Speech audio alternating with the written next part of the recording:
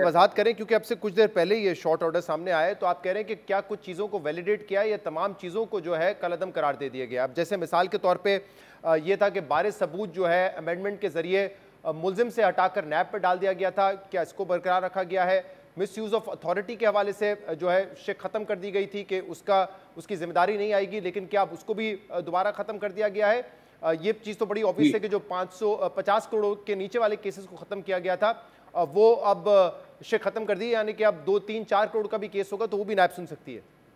जी, इसमें कोई शक नहीं। ये जो 100 अफराद वाली बात थी उसको ख़त्म कर दिया गया। जो 50 करोड़ वाला इश्यू था उसको भी ख़त्म कर दिया गया कि वो केसेस सुने जा सकते हैं। इसी तरह जो एसेट्स बियॉन्ड मीन्स वाला इश्यू था, जो कि आप नहीं पूछ सकते थे उससे जब तक आप करप्ट प्रैक्टिसेस को साबित नहीं करेगी नैब, तो वो उस सेक्शन 9A5 को उसको भी रिस्टोर कर दिया गया।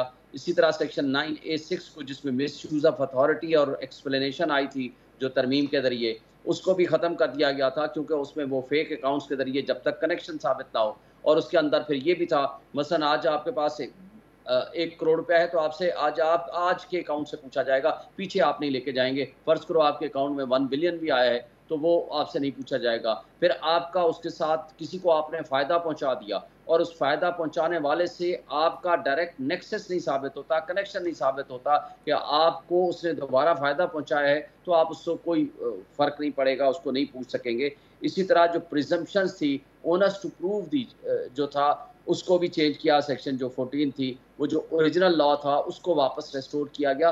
ये बेसिक चीज़ें थी। और ये भी कहा सेक्शन गया था 4 ना, वाली, जो सेक्शन 4 था उसको अमेंड करके ये कहा गया था कि मिसाल के तौर पे कोई फैसला काबीना ने किया है, ईसीसी ने किया है, एक्नेक ने किया है, या कोई टैक्स के मामलात हैं, तो वो रेलेवेंट अथॉरिटीज के पास जाएंगे, और अगर ये काबीना का फैसला या किसी अथॉरिटी का फैसला है तो वो नहीं चैलेंज किया जा सकता। वो भी खत्म कर दिया है। जी, वो उसको भी ख़त्म कर दिया।